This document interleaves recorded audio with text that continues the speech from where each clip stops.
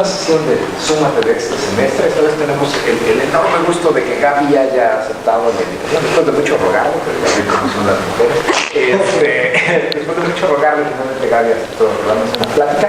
Y en este caso, bueno, ella lo dirá con más detalle, pero es resultado de su último artículo, ¿no? El artículo, no el último, pues, sino el más reciente que le han publicado. Entonces es material de primicia, ¿no? Y bueno, te cedo la palabra, Gaby. Muchas gracias por invitarme. No me tuvo que rogar tanto, no le hagan caso. Nada más que se te puso aquí quién sabe qué. Ya. Bueno, sí, es un poco como lo que pues, se necesitaría saber para platicarles más sobre el último artículo. Pero lo que quise es hacerla como muy tranquilita para que todos nos la pasáramos bien. Yo digo que ya suficiente ansiedad tiene uno en otros contextos de la vida como para aquí empezar a sentirla. Entonces, básicamente esto tiene que ver con órdenes parciales y álgebras booleanas. Los dos son como, pues, sí, ahí puse objetos matemáticos, pero bueno, son como estructuras que aparecen en realidad en todos lados, pero en particular en la teoría de conjuntos.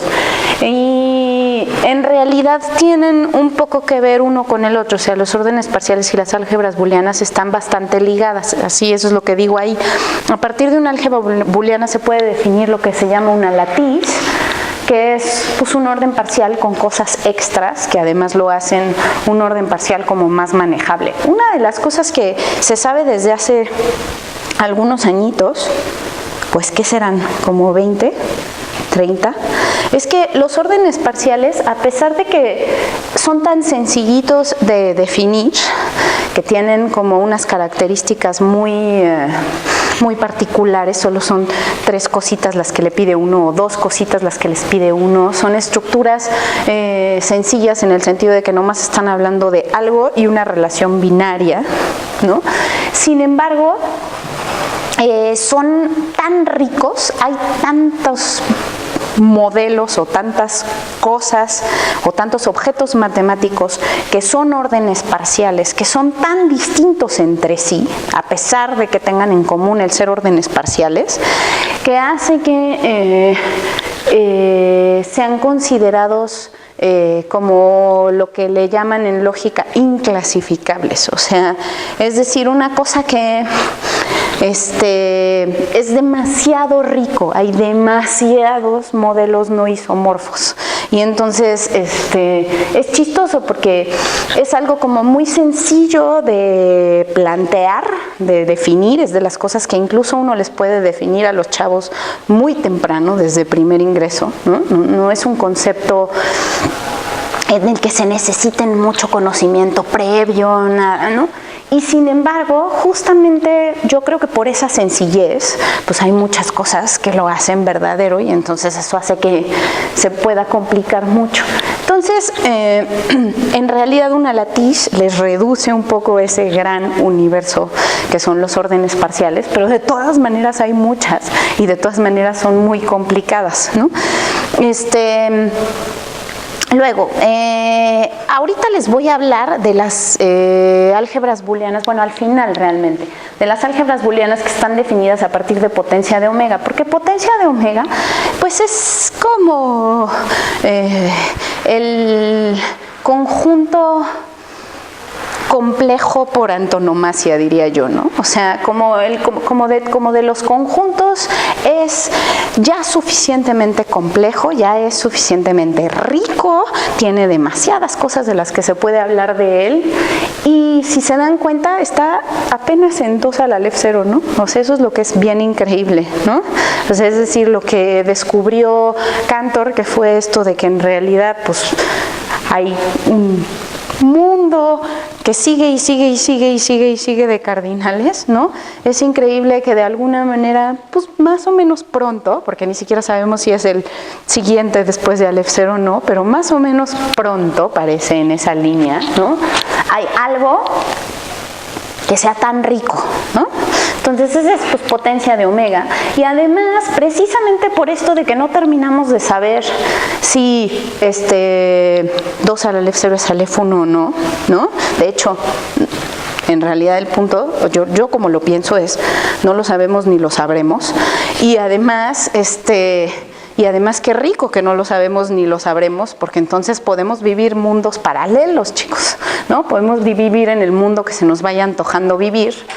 Entonces, pero igual es bien bonito porque justamente vamos a definir álgebras booleanas con potencia de omega, y va a haber subconjuntos especiales en esa álgebra booleana o en ese orden parcial, bien especificados, y es importante o es interesante pensar en cuáles son sus cardinalidades, justo por esta cosa que tiene más que ver con, no sé si han oído hablar de esto, los invariantes cardinales. Tiene que ver con eso, que tiene que ver con cómo podemos, de alguna manera, en cualquiera de nuestros mundos paralelos, entender cardinalidades de conjuntos, o darnos cuenta que no hay manera de fijarlos, que dependiendo del mundo, esas cardinalidades van cambiando.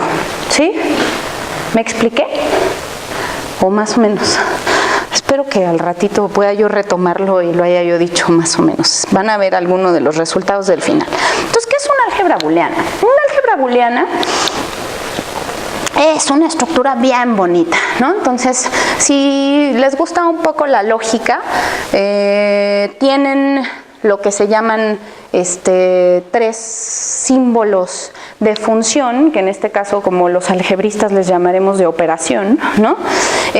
Tienen 2 constantes, que son las que les llaman el 0 y el 1, y por supuesto empiezan pues en un universo de cosas, ¿no? Con el que vamos a trabajar, que ese es el conjunto A, ¿sí? Entonces tienen un conjunto A, una operación que le llaman más, otra operación que le llaman por, esas 2 son binarias, así se usa escribirlas. El menos, que es una operación unaria, que es como hacer el inverso.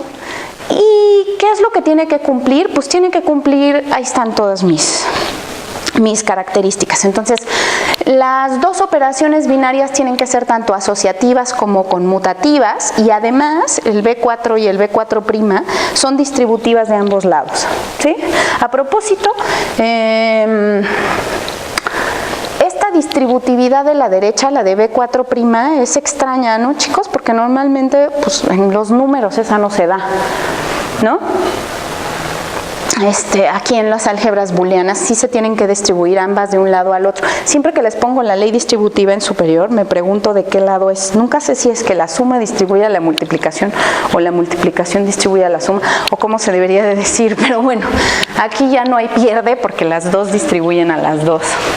Y la última es bueno, ahí hay una en medio que se llama la absorción, como ven, la B3, que es una operación interesante y ahorita les va a hacer más sentido cuando les dé el primer ejemplo de álgebra booleana.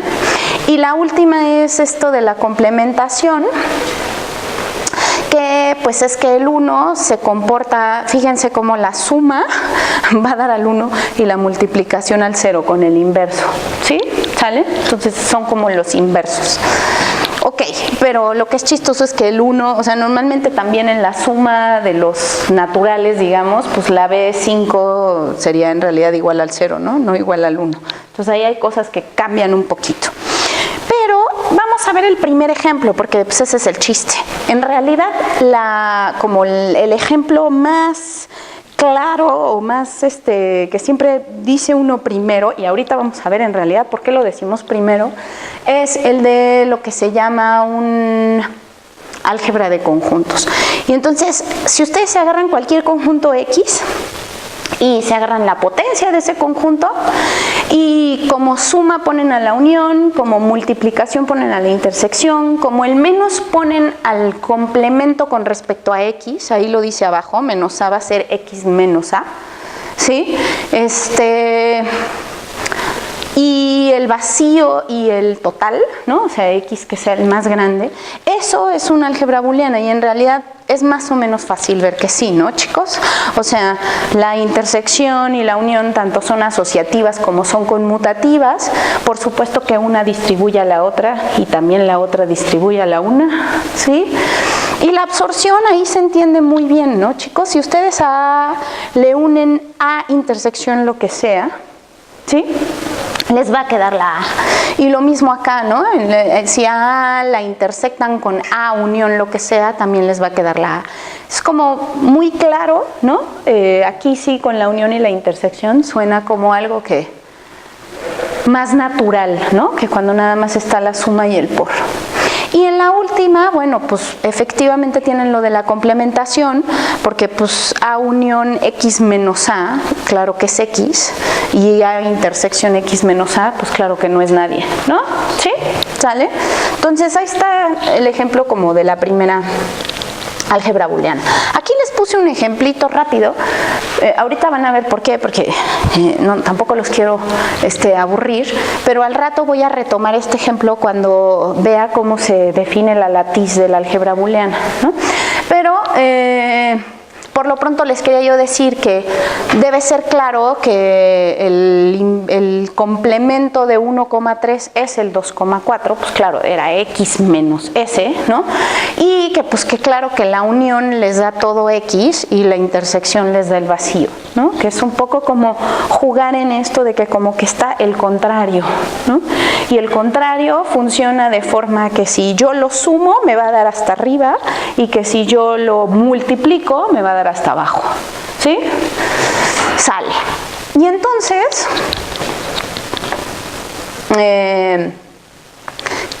¿por qué son tan importantes las álgebras de conjuntos o este ejemplo de álgebra booleana? Bueno, lo que pasa es que como siempre en matemáticas, ¿no? Cuando tenemos un objeto, después hablamos de los subconjuntos de ese objeto que siguen siendo como el objeto, ¿no? Entonces, uno habla de subespacios vectoriales, uno habla de subgrupos, uno habla, ¿no? Y aquí estamos hablando de subálgebras. Y como su nombre, como sería normal definir cualquiera de estos bichos, de estos objetos, ¿no? El chiste de una subálgebra es que tengan una álgebra booleana y le borren algunas cosas, a lo mejor, pero no se vale borrarle mal, ¿no? Entonces, no se vale borrar ni el 0 ni el 1, ¿no?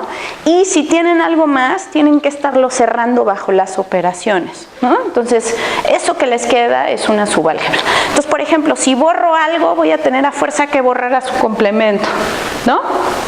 Si no, no va a ser cerrada las operaciones. Ok. Entonces, ¿qué pasa con esta idea de subálgebra? Bueno, pues resulta que yo puedo, justamente le puedo llamar, en realidad así se le llama más formalmente, una álgebra de conjuntos es una subálgebra para alguna de este tipo, que es la potencia de un conjunto, ¿sí? Entonces puede que le hayan borrado algunas cosas, eso es lo que se llama una álgebra de conjuntos. ¿Y por qué son tan importantes? Pues porque hay un teoremón, chicos. Siempre que hay una cosa importante es porque hay un teoremón, ¿no? Este teoremón es una hermosura, se llama el teorema de representación de Stone. Y básicamente lo que les dice es que toda álgebra booleana es casi igual a una álgebra de conjuntos, o sea, la pueden de alguna manera hacer corresponder con un cachito bien hecho y bien estructurado de una potencia, con la unión, con la intersección, ¿sí? A propósito, yo sí soy de la teoría de que esa es una demostración que hay que hacer algún día en la vida, chicos. O sea, de veras. Creo que son de esas demostraciones como muy claves, muy formativas, muy ¿Qué pasó, mi estimado Chimoya? Pues piénsalo como uno piensa isomorfismos en matemáticas en general. Ya no les quise escribir esa definición, pero es, ¿qué necesitas? O sea, exacto. Entonces, algo es isomorfo, ¿no? O sea, si tú tienes digamos que tú tuvieras el álgebra booleana, ¿cómo le llamaremos? La B, ¿no? Con el más, con el por, pero ponle la sub B, porque si no nos vamos a hacer bolas, ¿no? Menos B, 0, el 0 de B y el 1 de B, ¿no? ¿Sí? Entonces, esta va a ser isomorfa a otra, ¿no? Sí, odio los marcadores. Perdón, eso fue... Pero es que sí, ¿no? Siempre yo ya tengo uno recargable. Ah, te tengo que hablar. Sí, te tengo que pasar el dato. Sale. Es una función de B en A o de A en B, en realidad ahorita ya me da lo mismo, ¿sí? De forma que es biyectiva y además preserva la estructura, ¿no? O sea, tiene que ser biyectiva y además preservar la estructura. ¿Qué quiere decir? Pues que el 0 de B vaya a dar al 0 de A. Que el 1 de B vaya a dar al 1 de B. Digo, con razón lo dije mal, pues es que lo había yo escrito mal. Sale, el 1 de B vaya a dar al 1 de A, ¿sí? Y esto se preserve. ¿Qué quiere decir eso? Pues que si yo sumo primero, ¿no? En B y luego paso bajo F, ¿no? Esto me dé, pues haber pasado primero y luego sumado, ¿no? ¿Sí? Igual con el por, ¿no? Y el menos, pues es lo mismo, ¿no? O sea, que F del menos en B de alguien sea el menos en A de F de alguien. Que eso es básicamente preservar la estructura, ¿no? O sea, lo que pasa es que en esta estructura hay operaciones y hay constantes. Eso es muy de lógica. En realidad, hay manera de definir en general cuando dos estructuras lógicas son isomorfas, ¿no? Y esa es realmente la definición grande. Uno después, como que en cada curso, primero uno les enseña qué significa que un subespacio sea isomorfo, ¿no? ¿Qué significa que un grupo sea isomorfo? ¿Qué significa que un orden parcial sea isomorfo a otro, ¿no? Y cada uno de ellos parece como que es un concepto distinto, pero todos esos están envueltos en la gran definición que es isomorfismo entre estructuras.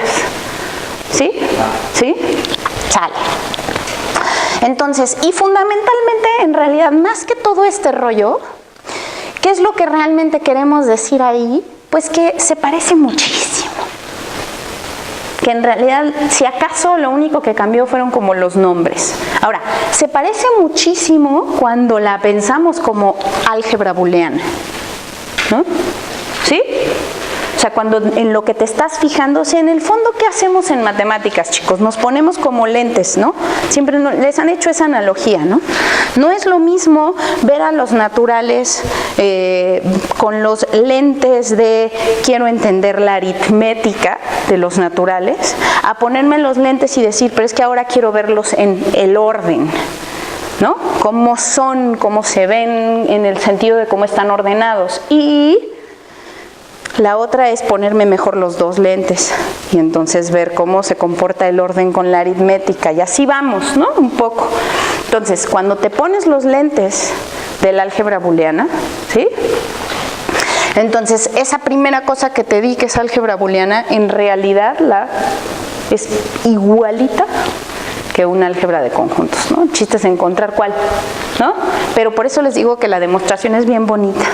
Es esas demostraciones en las que tienen que construir el álgebra de conjuntos, ¿no? La tienes que dar y entonces la construcción es bien bonita. Por supuesto, seguro chicos que por ahí tienen que hacer relación de equivalencia, clases de equivalencia. Suena, ¿no? Así suena. Nomás de verlo uno dice, ¡y se me hace aquí! ¿No? Entonces, hay que verla. Ok, y luego, ¿por qué saltamos a tener un orden? Fíjense, si se fijan en esta estructura que estaba aquí, tenían un conjunto, operaciones y constantes. Justo lo que no tienes es una relación. Justo ahí no hay una relación, ¿sí? Es una estructura en lógica que no tiene una relación. Y sin embargo, yo puedo definir una relación en función de la operación más. ¿Sí? ¿Sale? Entonces fíjense qué bonito. Yo voy a decir que X es menor o igual que Y. O sea, yo ya tengo el álgebra booleana y voy a decir que X es menor o igual que Y si solo si X más Y es igual a Y. ¿Sí? ¿Sale? Sale. Entonces, resulta que no nada más con esa relación, el A con el menor o igual, resulta un orden parcial, sino además resulta ser una latiz. ¿Sí? ¿Eso qué quiere decir? Pues que sí, con lo que empiezan es una álgebra booleana, o sea, cumple todas las Bs que pusimos al principio, B1, B1', B2, B2'.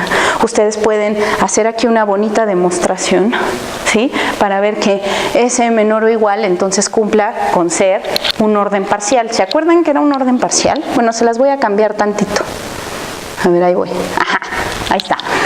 Entonces, un orden parcial es una estructura que ya les dije es bien sencillita, es bien fácil escribir esto, ¿sí? Entonces es una estructura en la que el menor o igual es reflexiva, en la que el menor o igual es transitiva y en la que el menor o igual es antisimétrica, ¿sí? Es una estructura de veras sencillita, son cosas que uno puede escribir como muy facilito. Y les agrego una última porque así nos pasa en la vida, que es que a nosotros nos gustan los órdenes parciales que tienen un máximo, ¿no? Eso es muy de conjuntos. Tiene mucho que ver con otras cosas de conjuntos que tienen con forcing, sí. Pero bueno, entonces ahí está el... Pero además, en este caso sí la estoy poniendo porque cuando el orden parcial surge de una álgebra booleana, ¿sí? El 1 efectivamente resulta ser el máximo del orden parcial, ¿no? O sea, el 1 de la álgebra booleana efectivamente resulta ser el máximo del orden parcial. ¿Y qué es? Ahí está ¡ay, qué bonito dibujo de orden parcial! A propósito, no, les voy a decir por qué está bonito, pero no sé si se entienda, ¿eh? A propósito, no lo hice yo. Tengo ahí algunos exalumnos que son lindos y me ayudan a hacer mis cosas porque yo no tengo todavía no logro tener la capacidad para hacer ese tipo de dibujitos rápido, ¿no? O sea, si te sientas a hacer uno de esos dibujitos igual y te tardas 3 días, no está padre. No es algo que uno pueda estar haciendo. Y ya tengo que aprender, sí. Pero lo que quiero es, aquí no tengo un apuntador, ¿no? Pero ven que abajo del 1 salen 1, 2, 3, 4, 5, 6 rayas. La cuarta está punteadita, ¿no? ¿Por qué está punteadita? Porque ustedes podrían pensar que ahí adentro están metidos los racionales, por ejemplo, o los reales, sin broncas, ¿eh? Y de hecho podrían pensar que ahí adentro están metidos los reales. O sea, eso quiere decir que como que no hay, o sea, como que tienen cadenas ascendentes y descendentes bien grandes que siguen y siguen y siguen. ¿Sí ven? Y además les podría pasar, para que vean qué fuertes son los órdenes parciales, que cada uno de esos puntos, por ejemplo de los racionales, se dividiera en 2. Y entonces en realidad lo que tendrían es, aquí están mis racionales, ¿no? Aquí está supuestamente el 1, por aquí pasan muchas cosas otras, las que quieran, por ahí están en el dibujo, ajá, y sin embargo aquí se va dividiendo en 2, pero cada racional, ¿no? Es más, podrían dividirlo en 2 en los hoyos de los racionales. ¿Sí ven? ¿Sí? Eso seguiría siendo un orden parcial. Se los quería yo platicar porque los órdenes parciales pueden ser realmente muy complicados. ¿Sí? Realmente pueden ser muy complicados. Y pasan cosas en este orden parcial como que, por ejemplo, estos 2 primeros puntos que están más a la izquierda tienen a uno por abajo, uno común por abajo, ¿no? Entonces les pasan cosas como que se cierran, que eso ahorita vamos a ver un ejemplo de alguien que no. Ese que ven ahí no es un 4 romano, es como el menor o igual acostado. Bueno, es que es mayor o igual, pero está al revés. O sea, así es como se dibuja, como se entiende es el 1 está por arriba de todo, ¿sí ven? Y entonces si algo está aquí y algo está aquí es porque el de arriba es mayor o igual que el de abajo, o en este caso mayor estricto, ¿sí? Sale. Ok, entonces, cota superior y cota inferior es algo que ustedes ya conocen muy bien, ¿no? Nada más que aquí acuérdense que son órdenes parciales, no son lineales. Estamos más acostumbrados a manejar cota superior y cota inferior cuando todos están bien portaditos, ¿no? En una línea. Y fíjense qué bonito que justamente esto que les está pasando aquí, que ustedes podrían tener hoyos, ajá, haría que el orden parcial fuera más difícil de visualizar, ¿sí? ¿Qué hacen cuando ustedes completan a los racionales para construir a los reales? Pues lo que hacen es que meten a los supremos, ¿no? ¿Sí? O a los ínfimos, porque ya da lo mismo, ¿no? Entonces, lo que estamos diciendo aquí es que puede que en un orden parcial exista el supremo o el ínfimo de un conjunto, puede que no exista. ¿Sí? ¿Sale? Entonces pueden tener este tipo de hoyos o puede que de alguna manera lo hayan podido bachear, ¿no? Le hayan podido llenar todos los hoyitos. Bueno, resulta que en una latiz lo que tiene de característica y lo que la hace como más fácil de manejar que cualquier orden parcial es que para cualesquiera dos puntos que tengan en el orden parcial, sí existe tanto el supremo como el ínfimo del conjunto que los tiene a ellos dos. ¿Sí? Entonces, justamente si aquí tuvieran un puntito y aquí tuvieran otro puntito, su supremo sí sería ese hoyo y entonces tendría que existir para que fuera una latiz.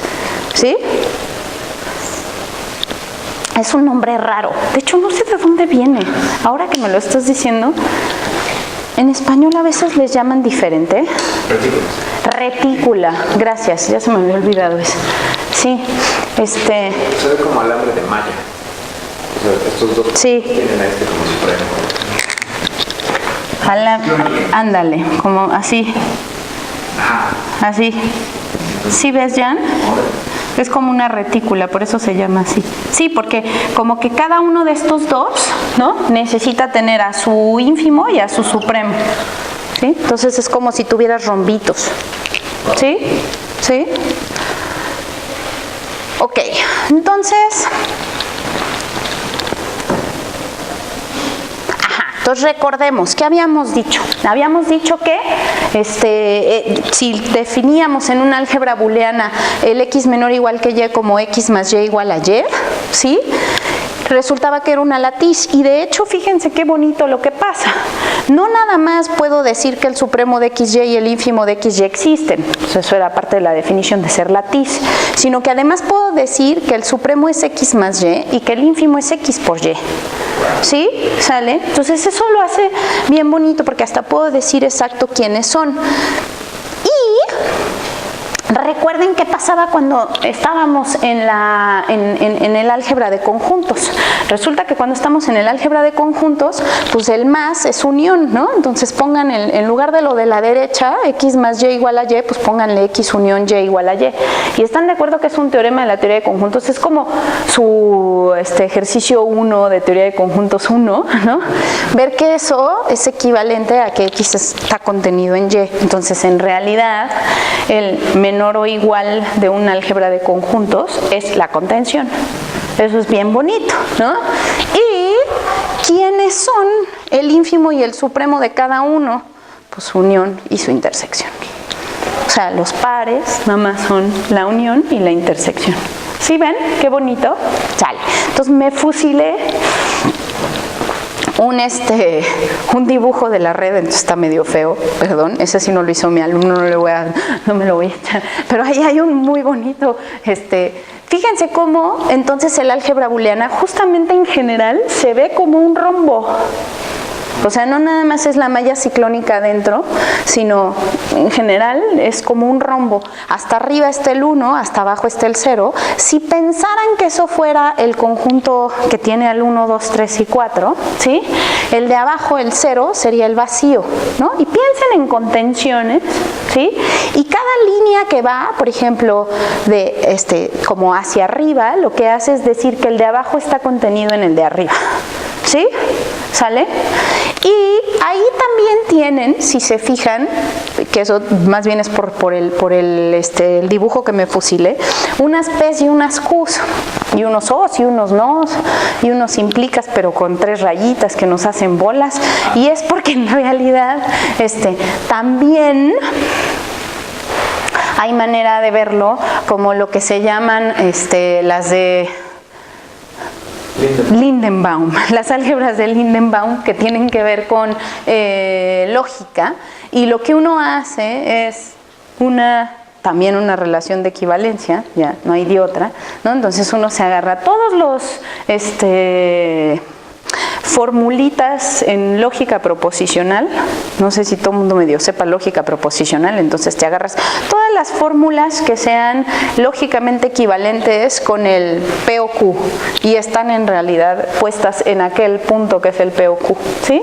Y como que, ¿qué se les ocurre que sea lo que está como abajo de él? Todo lo que está abajo de él,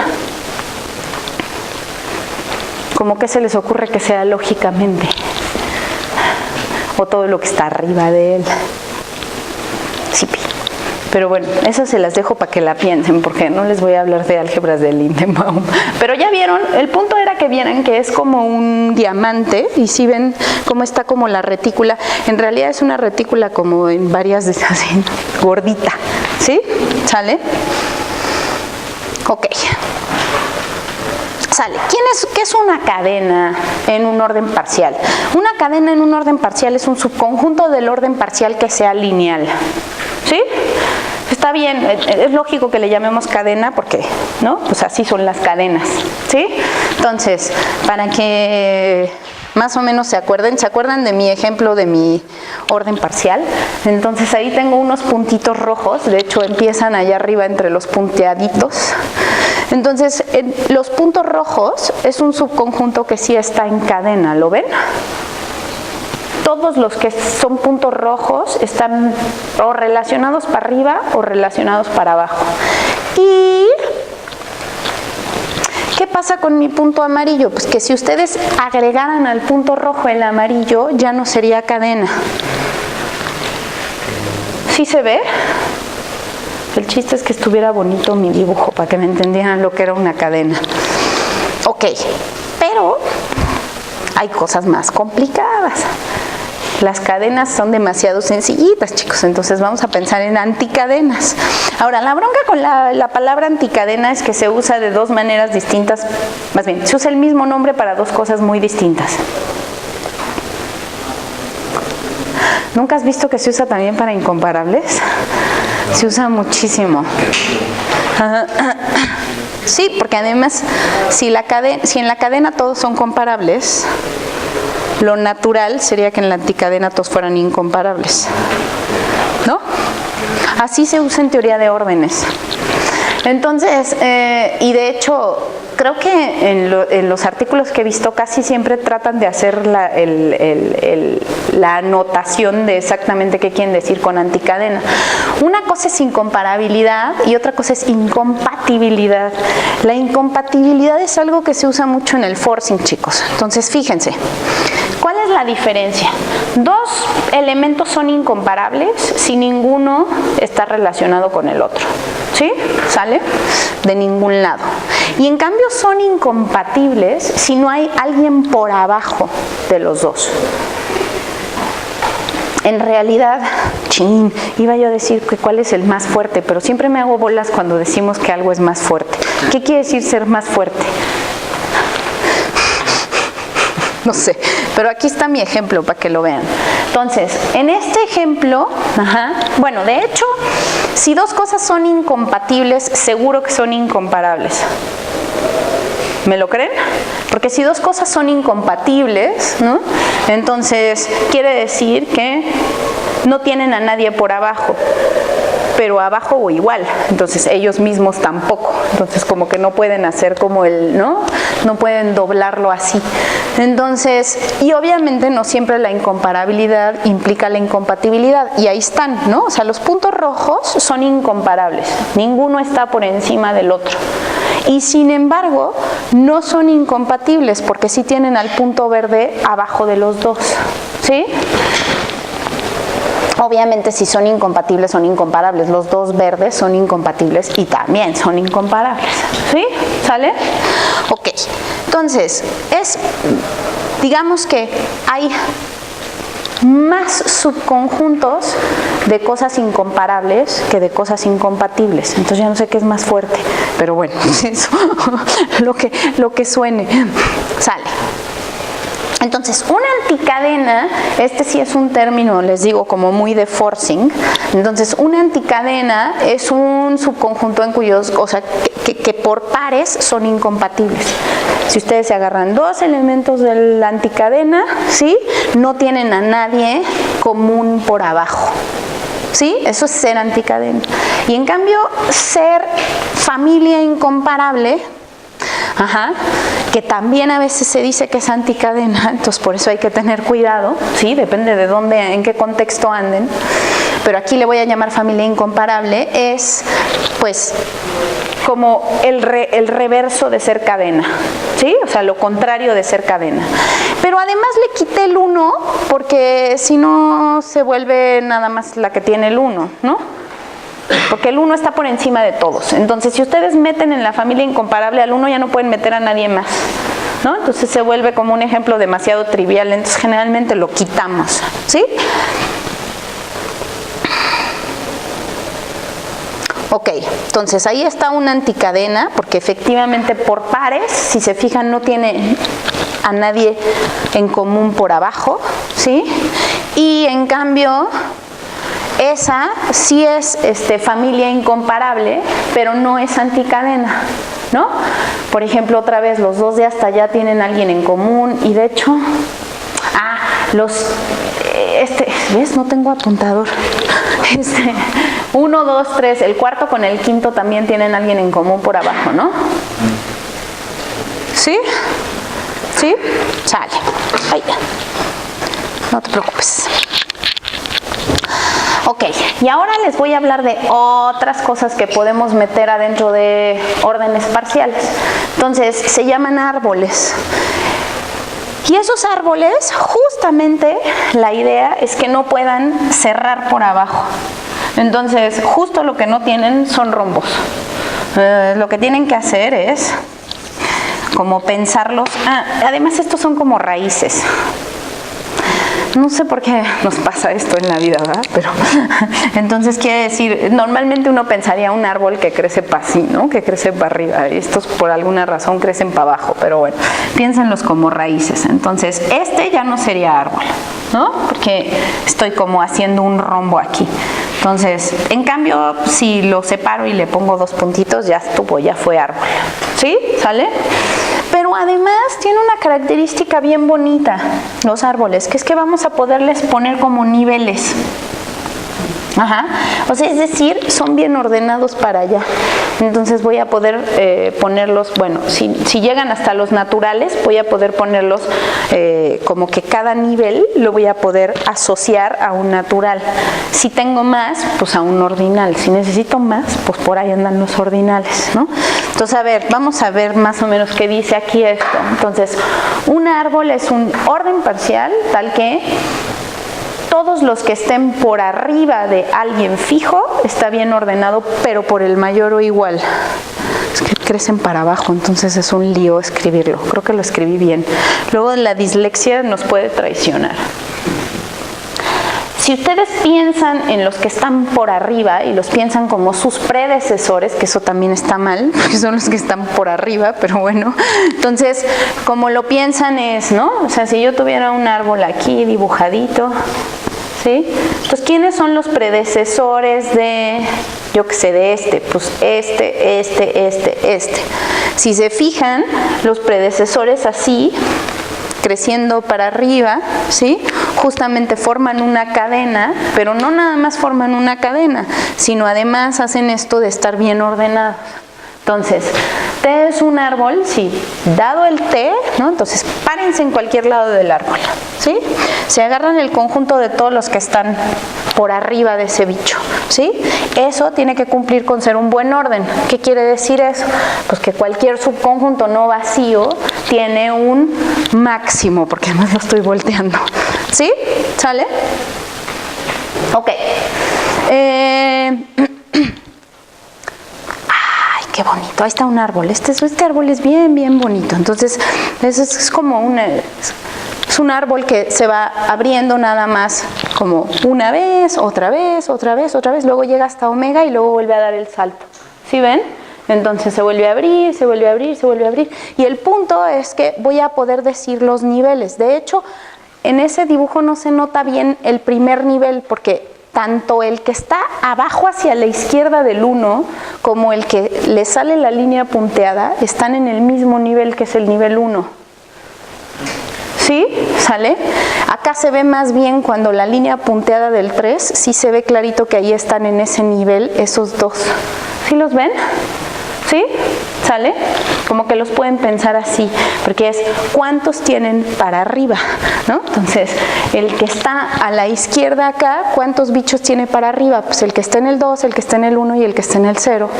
Esos son 3, entonces estoy en el nivel 3. ¿Sí lo ven? Ok, entonces justamente el punto de esta definición de árbol es que como el conjunto de los predecesores está bien ordenado, podemos hablar de su tipo de orden y obviamente su tipo de orden es un ordinal porque son buenos órdenes. Espero que todo eso más o menos lo sepan ustedes. Y entonces pueden hablar de la altura de cada elemento, ¿no? Entonces lo que hacen es que, ese left yo creo que es de level, qué mala onda, debería ponerle nivel. Sale. Entonces, ¿qué hacen? Pues se paran aquí, ¿no? En el T, se agarran todos los predecesores y dicen qué buen orden es este, a qué ordinal es isomorfo. Pues eso es su altura. Y el nivel, pues es justamente pensar en todos los que están, fíjense, todos estos que están aquí están en el mismo nivel. ¿Sí? ¿Por qué? Porque todos tienen 1, 2, 3 para atrás, 1, 2, 3 para atrás. ¿Sí lo ven? Entonces ese es el nivel 1, 2, 3, 0, 1, 2, 3, ¿no? ¿Sí? ¿Sale? Entonces ese nivel es. Y además la altura de todo T, pues ¿quién es? Pues cuando ya acabé, cuando ya no encuentro a nadie. ¿Sí? ¿Sí se fijan? Entonces pues es el supremo de el sucesor de cuando ya no me encontré a nadie. Entonces pueden jugar muchísimo con estas cosas. Los árboles son cosas que aparecen mucho y que también dan toda una gama de espacio para investigar, para trabajar, para estudiar, y son bien bonitos. Hay unas cosas bien bonitas. Ok. Bueno, un subárbol pues es algo muy facilito. Como estamos en órdenes parciales y ya dijimos que a todos nos gusta ponerles un máximo, pues un subárbol va a ser algo, un subárbol de un orden parcial, pues es que tenga el 1 y que a la hora a la que se fijan en solo los que están en el árbol, no se cierran cosas, ¿no? Y además tienen esto de ser buenos órdenes, ¿sí? Hacia arriba, ¿sí? Entonces, si se fijan, este es un buen detalle, ¿no? Como los árboles no se cierran para abajo, no hay manera de que se cierren las cosas para abajo, porque el chiste es que crezcan. El otro día estábamos viendo si hay algunos árboles, alguien me estaba diciendo que si hay algunos árboles raros, que después de crecer, juntan sus ramas, como que las vuelven a juntar. Yo digo que eso es muy raro, no piensen en esos árboles, son árboles patológicos. Entonces, el chiste es que la rama como que se va abriendo y no se vuelve a cerrar, ¿sí? Entonces, si ustedes piensan en eso ahora al revés, hacia la raíz, ¿sí? Entonces, como nada se vuelve a cerrar, en los árboles es equivalente ser incomparable que ser incompatible, ¿no? ¿Sí? Porque si ya son incomparables, ya seguro no van a ser incompatibles porque no hay manera de que tengan a alguien por abajo porque es árbol. Entonces no cierra, ¿sí? Y fíjense que una de las cosas como chistosas que tendríamos que pensar es, pues entonces estamos pidiendo que simplemente sea árbol, no estamos diciendo que forzosamente los elementos incomparables de un subárbol hayan sido incompatibles en el orden parcial. Es decir, ahí va mi dibujito, porque todo esto es puro choro, pero el chiste es ver el dibujito. Ahí hay un árbol. Ese árbol está padrísimo. Ahí está el verde que te quiero, verde tenía que ser de árbol. Entonces todos los puntos verdes, ¿sí? Forman un árbol. Y si se fijan, hay algunos puntos verdes que son compatibles, que tienen a alguien por abajo, ¿sí? Pero en el árbol, pues todo el mundo es incomparable y con eso me basta para que sea un subárbol, ¿ok? ¿Sale? Ok, ahí vamos. Esto ya se los dije. Ok, entonces vamos a ver un concepto de maximalidad, que eso es bien padre. A las familias incomparables, ¿se acuerdan que es chistoso, pero esto también es algo que hacemos en matemáticas todo el tiempo, ¿no? Aquí estábamos con una relación que a veces es la misma contención, ¿no? Entonces, pues yo qué sé, piensen en potencia de omega y agárrense la contención en potencia de omega. ¿Sí? Ese es un preciosísimo orden parcial. De hecho, es uno de los que les vamos a platicar al final, ¿no? Y, ¿sí? Ahora lo que voy a hacer es que me voy a agarrar las familias incomparables ahí. ¿Qué quiere decir? Pues quiere decir que me puedo agarrar un subconjunto de la potencia de omega, ¿sí? En el que por pares ni este contenga este, ni este contenga este. ¿Sí? Pero me puedo agarrar, esta es una familia incomparable, esta es otra familia incomparable, esta es otra familia incomparable, y así me voy, tengo varias, ¿sí? Pues a esas las puedo a su vez ordenar con la contención. ¿Sí ven? Es como, ya estábamos jugando a la contención aquí, hicimos algo más, como que nos fuimos un poquito más arriba y ahora vamos a jugar con la contención acá. ¿Sí lo ven? ¿Sí? Entonces ahora voy a ordenar a las familias incomparables con la contención. Sí, pero a los subárboles no los quiero ordenar con la contención porque tengo una bronca. Y ahorita vamos a ver por qué. Los quiero ordenar por una cosa que se parece mucho a la contención, que le llamamos extensión final. No sé si así le deberíamos de llamar, pero bueno. Entonces, ¿qué quiere decir que un árbol T esté como por arriba de otro árbol o de otro subárbol, ¿no? Es que efectivamente lo contenga. Ajá. Y sin embargo, que para todos los predecesores sea lo mismo pensar en los predecesores en el grande que en el chico. ¿Qué es lo que quiero decir con esto? Pues que no se vale que yo a este árbol le agregue un puntito como aquí en medio. ¿Sí? A ver, ahí van mis dibujitos. No crean que sí, traje mis dibujitos. Entonces, a ver, ahí está nuestro árbol, ¿se acuerdan? El verde, ¿sí? Ese es un árbol. Les doy ejemplo de otro árbol. De hecho, primero les doy el ejemplo de el árbol, borré todo lo demás. Entonces ahí está mi subárbol solito, ¿sí? Ahora les voy a dar el ejemplo de otro árbol. La única diferencia entre el primer árbol y el segundo árbol es el puntito verde más oscurito que anda por acá, ¿lo ven? ¿Sí? Bueno, pues resulta que ese no es una extensión final del anterior porque estarían como metiéndole un puntito en medio. ¿Ves qué bueno es tener exalumnos que ahí más o menos le dibujan a uno? ¿Ya lo vieron? Sí, entonces no podemos hablar no podemos nada más decir que contenga, sino también que solo como que se extienda hacia abajo, solo como que crezca. ¿Sí? No se vale como meterle cosas que no había. ¿Sí? Sale. Bueno, pues ambas cosas, otra vez, fíjense, entonces teníamos relaciones binarias, que son las que están en los órdenes parciales, y con esas podemos definir cadenas, anticadenas, subárboles, yo qué sé.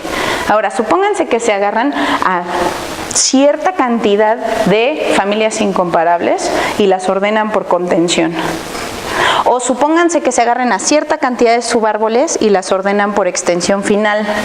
Pues resulta que esas dos,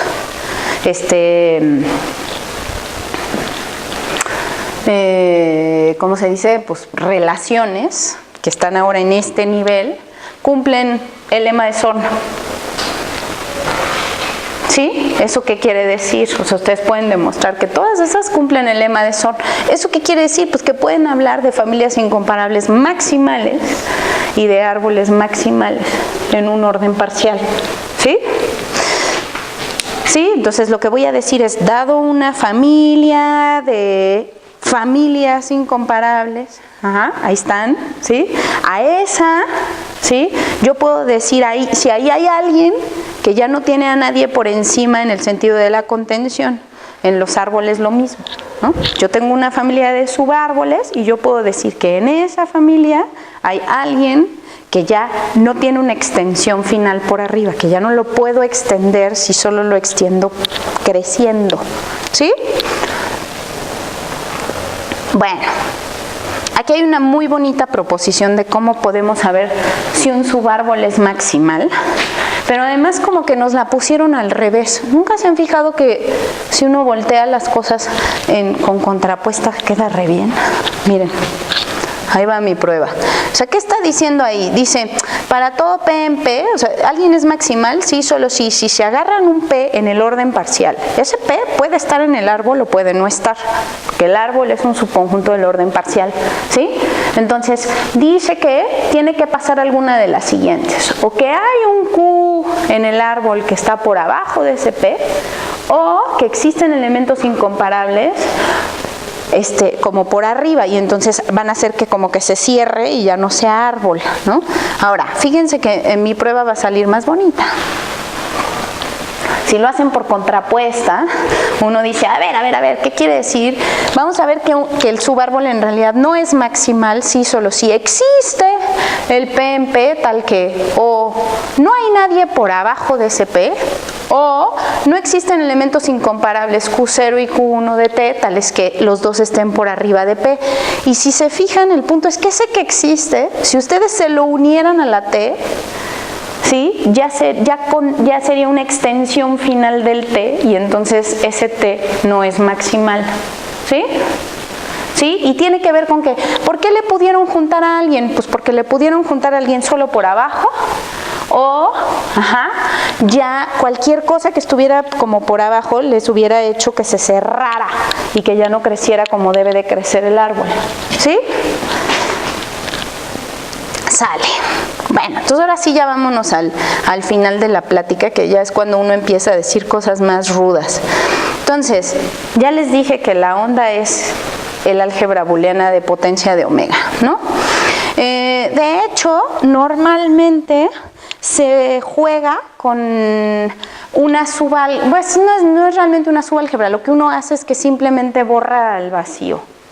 Y entonces uno trabaja como con un como con el diamante sin la punta de abajo, ¿sí? Ese es el que generalmente es potencia de omega, ¿sí? Entonces simplemente le quitan el vacío y piensan en la contención. Bueno, pues justamente el punto es explorar cuáles son las posibles cardinalidades de familias maximales y árboles maximales en ese lugar, en ese orden parcial, ¿sí? Y la bronca es que, claro, chicos, pues acuérdense que potencia de omega es 2 a la left 0, los subconjuntos de potencia de omega son 2 a la left 0, ¿sí? Entonces, si ustedes tienen subconjuntos de potencia de omega, pues pueden tener desde 0 hasta 1, hasta 2, hasta 3, hasta left 0, y luego pues de ahí hasta 2 a la left 0, que quién sabe dónde está. Entonces, ¿quién sabe en medio qué tipo de cosas se pueden encontrar? ¿Sí? Entonces, bueno, para que más o menos les cuente yo qué hacemos esto ya lo había yo dicho. Entonces, por ejemplo, Monk, no sé si han oído hablar del personaje que se llama Monk, pero ha escrito como muchos libros, ¿no? Muchos. Y son libros pues pesaditos, o sea, como para posgrado, ¿no?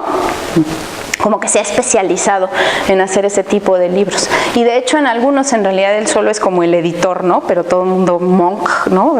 Lo piensa como él que lo hizo. Es editor de una muy importante que se llama la Handbook of Boolean Algebras, que tiene como 3 volúmenes, 800.553 páginas, son como varios tabiques porque son los 3 volúmenes, ¿sí?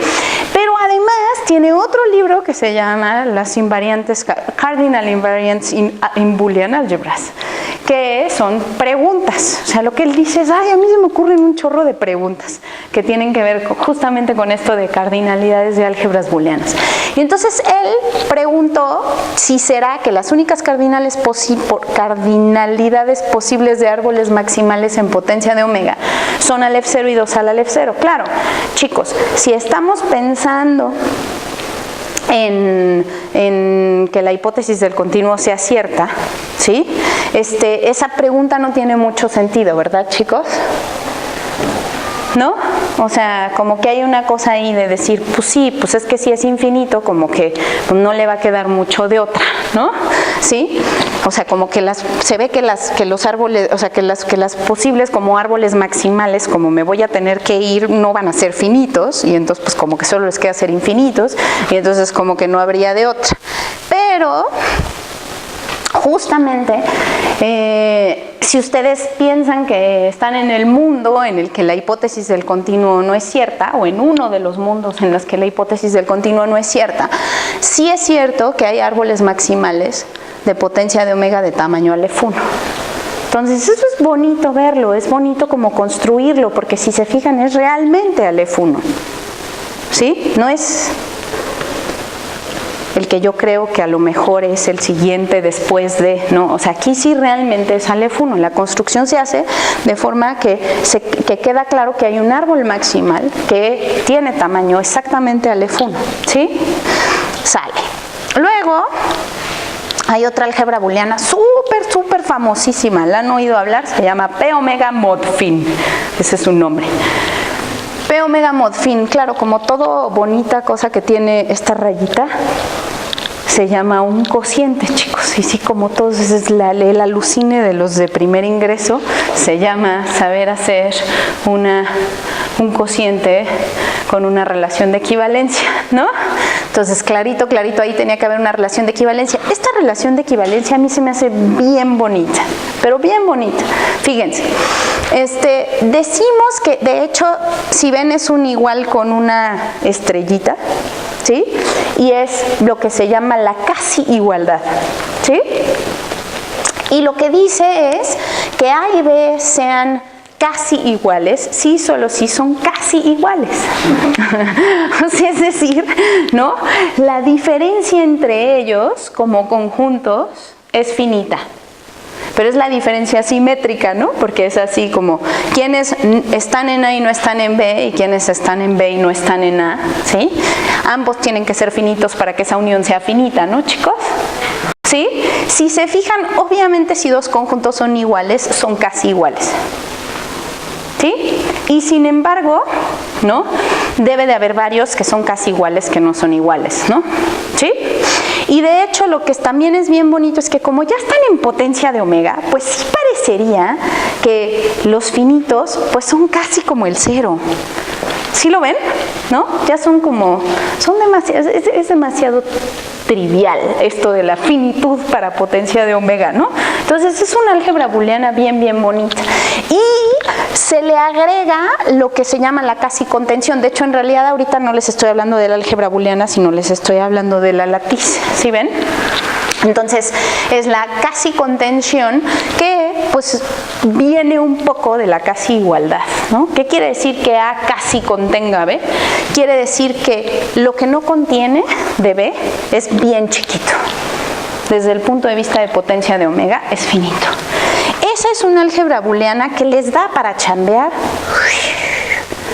hasta lo que quieran. Y aquí vienen las otras preguntas de Monk, y estas sí son como muy conjuntistas, chicos, ¿no? Entonces son, ¿cuál es la mínima cardinalidad de una familia incomparable maximal de P omega mod fin? ¿Cuál es la mínima cardinalidad? Eso se empieza a hacer como, ¿no? Son preguntas como se ven más buenas. ¿Cuál es la mínima cardinalidad de un árbol maximal de P omega mod fin? ¿Será que estas cardinalidades son consistentemente menores que C? O sea, esas dos, la de la mínima cardinalidad de una familia incomparable y la mínima cardinalidad de un árbol maximal, ¿sí? Menores que C, ¿quién es? C es 2 al Aleph 0, ¿sí? Y luego, ¿será que estas cardinalidades son consistentemente distintas? O sea, que esas de las dos primeras, cuando ustedes encuentren cuál es la mínima, ¿será que son distintas entre ellas? ¿Sí? La palabra consistentemente está ahí, chicos, pues porque no hay de otras, ¿no? Porque vamos a estar en un mundo en el que, para que valga la pena, la negación de la hipótesis del continuo se acierta, entonces no hay más que decir ese tipo de palabrotas consistentemente. Bueno, pues también ahí en el artículo, una de las cosas que hicimos es que toda familia incomparable maximal de P omega mod fin tiene cardinalidad C.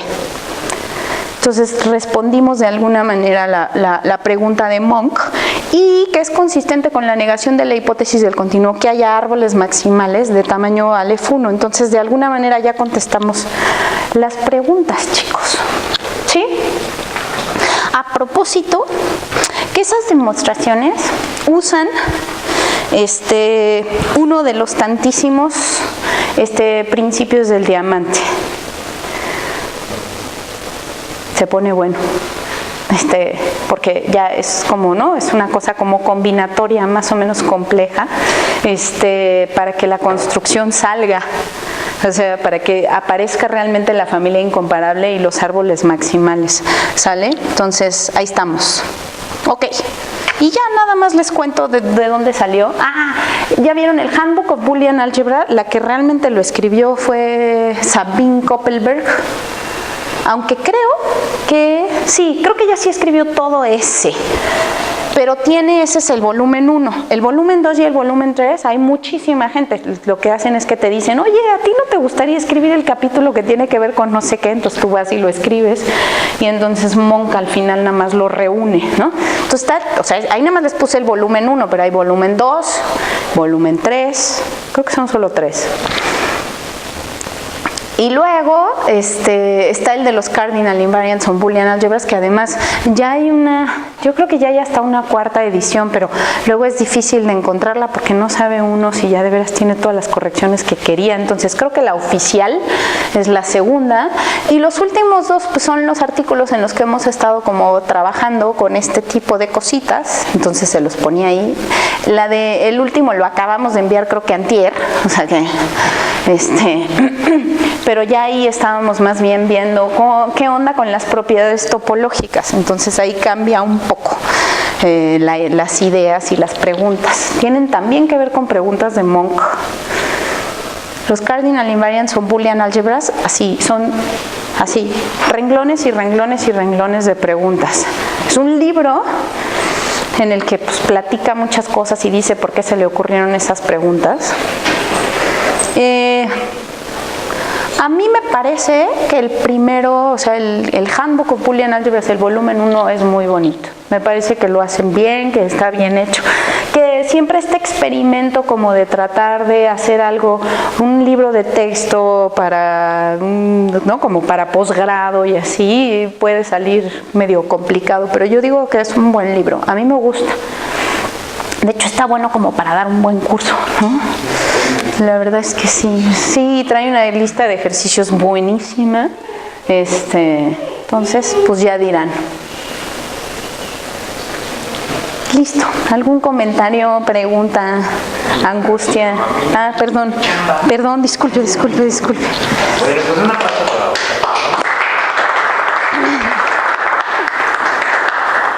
Ahora sí, ¿una pregunta o un comentario para vos? Dime. Sé que las álgebras booleanas sirven para estudiar otras cosas, por ejemplo, el álgebra de Blumenthal para la lógica, pues con lo de la representación de los conjuntos. Y usted dijo ahorita varias cosas que se usan, ¿no?, en el forcing. ¿Sería posible estudiarlo a través de álgebras booleanas? ¿Forcing? Claro. Sí, claro. De hecho, por ahí hay algún alumno entusiasta, bueno, ex alumno, ahora ya está estudiando el doctorado, que se los trata de hacer con álgebras de Boole. Les trata de enseñar forcing con álgebras de Boole y creo que lo hace muy bien, ¿eh? Queda bonito, queda muy bonito. No es lo que más se usa, entonces no sé si... O sea, queda bonito, pero no sé si sea lo más adecuado. ¿Sí ves? O sea, pero eso es algo que pasa mucho como en matemáticas en general, ¿no? O sea, ¿por qué se manejan ¿por qué se maneja el forcing usando órdenes parciales? Pues a lo mejor por inercia. ¿no? O sea, a lo mejor así inició y entonces pues los alumnos de estos y los que discutían con el colega y los que no sé qué se fueron echando las órdenes parciales y entonces mucha de la investigación que se hace, empieza a hacer, se hace con eso y entonces eso ya provoca que no haya de otra. Pero una vez que eso pasa, quién sabe si te sirve en la vida ser ¿no? Contrarrevolucionario, yo qué sé, ni en las matemáticas, ¿no? Y decir, ¿cómo no se les ocurrió que lo bonito era hacerlo mejor así, ¿no? No sé, yo creo que este chavo que da así el curso no lo hace por eso, lo hace un poco como por formarlos y porque a él le gustan las álgebras booleanas. Pero ya no sé si sea lo más adecuado, porque si lo que te va a gustar en la vida es forcing, pues igual y valdría la pena hacerlo como lo hacen todos los que lo están chambeando, ¿no? Entonces sí. De hecho, no sé si hay algún libro escrito así como oficial. ¿Sí? Sí lo hace. Lo hace con álgebras booleanas. Fíjate. El milenio, ¿te sabes ese? El YEG millennial. Pues es que ustedes son muy jóvenes, pero nosotros que no somos tan jóvenes, pensábamos así en cuando iba a ser el cambio del siglo, en el milenio, y entonces era un libro que supuestamente estaba programado o prometido para salir en el 2000. Es un tabique así, ¿no lo has visto? Conócelo, ¿eh? El de Sergio. Sí. Y entonces, pues venía el 2000 y venía el 2001 y venía el 2002 y había como pedazos que cada quien tenía de PDFs y entonces medio sabíamos que por ahí existía y no sé qué. Creo que realmente salió hasta el 2007, no sé, por ahí. Pero entonces le llamábamos el YEG Millennium, pero pues no, o sea, no, fue el 2007 ya. Pero es un tabique así.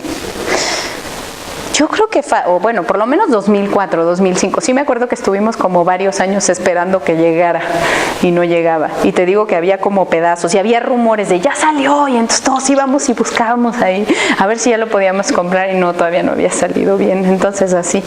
Pero sí, es una cosa muy grande que creo que es un poco inmanejable. De hecho, en el fondo, esto de que tengas volumen 1 y volumen 2 y volumen 3 en el Handbook of Boolean Algebra, pues por algo pasan esas cosas, ¿no? Se te lo hace como más manejable. Es un tabicote. Ahí lo tienen en la biblioteca, deben de tener pues unos 3 o 4. No. J-E-C-H. Sí, el que nada más se llama Set Theory, porque él es coautor de algunos otros, pero ese, o autor solo, ¿no? También de él es el del axioma de elección, ¿no? El que se llama The Axiom of Choice, que es muy bonito. No, sí es así, como agarrar. De hecho, un poco como que él lo quiso escribir como diciendo, voy a escribir todo lo que se ha hecho en teoría de conjuntos hasta el año 2000. Y claro, como no lograba llegar, luego le salían cosas nuevas y entonces las trataba de meter y así. Entonces sí es como que su idea sí era hacer una especie como de handbook, que era así como voy a decir todo, ¿no? Es un libro bonito, pues es un libro que hay que tomarse con tranquilidad, ¿no? Sale.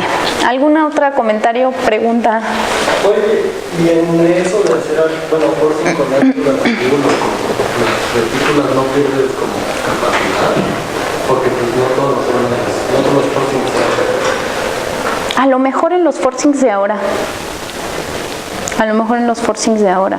Sí, ahora sí hacen unos forcings como más generales. Y entonces a lo mejor, fíjate que no sé, habría que... un forcing que no pudiera hacer nada más. Pues sí, porque la bronca es que, hay forcings que se me hace que solo van a funcionar cuando ni siquiera tu cosa es orden parcial, sino lo que se llama preorden, ¿no? No sé, ¿verdad? ¿Quién sabe? Hay una cosa que se llama la completación booleana de un orden parcial.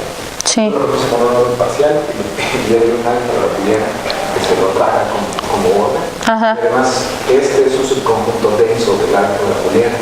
Y es uno de los resultados clásicos de forcing, que si uno tiene dos órdenes parciales y uno de ellos se encaja densamente en el otro, Ah, claro. la extensión genérica dada por el grandote es exactamente Sí. la misma. Pues entonces ahí está, no tienes bronca.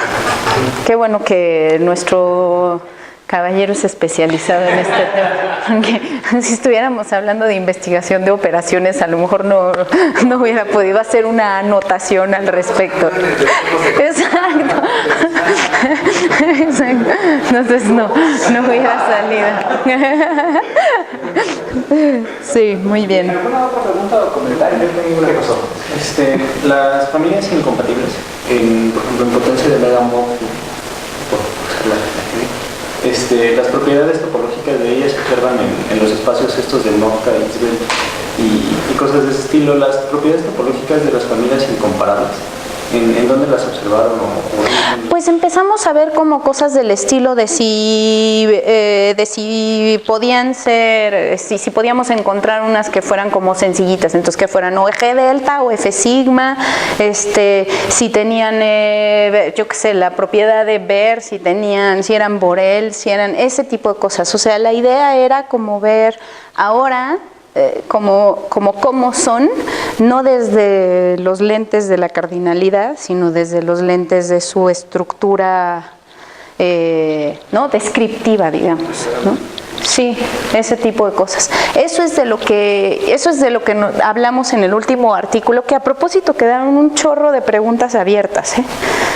Se ve que eso es como más, nos está costando más trabajo verlo y hacerlo. Sí. Sí. O sea, también hay como una especie de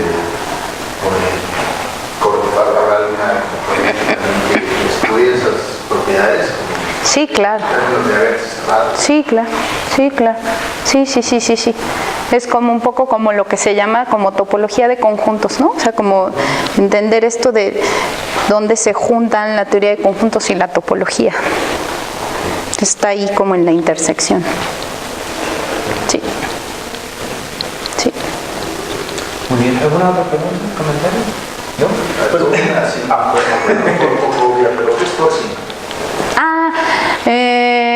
Ya ves, esa la debería de contestar aquí el caballero. Es un método de demostración.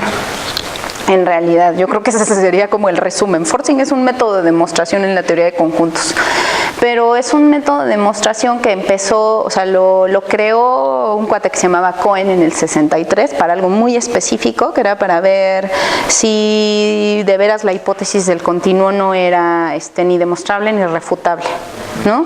Ya se sabía que no era refutable, pero no se sabía que tampoco era demostrable, y eso fue lo que él hizo, ¿no?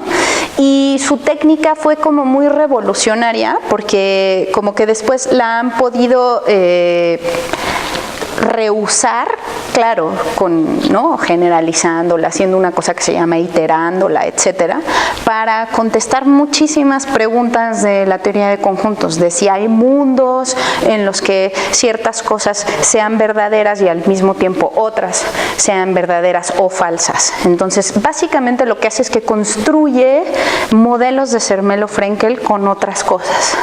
Entonces, son métodos de demostración de cosas ya que hablan de cosas ya complejas en teoría de conjuntos. ¿No? Entonces, es un método que cuesta trabajo aprenderlo, usarlo, y que además lo que está bien bonito es que ya también contesta o ha contestado preguntas. Claro, pues si la matemática clásica se podía meter dentro de la teoría de conjuntos, tampoco era ilógico que pasara eso, pero ya se han contestado cosas que estaban abiertas en otras ramas con ese método de demostración. Sí. Entonces es muy famoso, por eso siempre hablamos de forcing y forcing y forcing. Eso es como, ¿sí? Muy bien. Pues muchísimas gracias, Gaby. Y justo viene el idioma de Le atiné, ¿viste? la siguiente sesión. Que tengan muy buena tarde.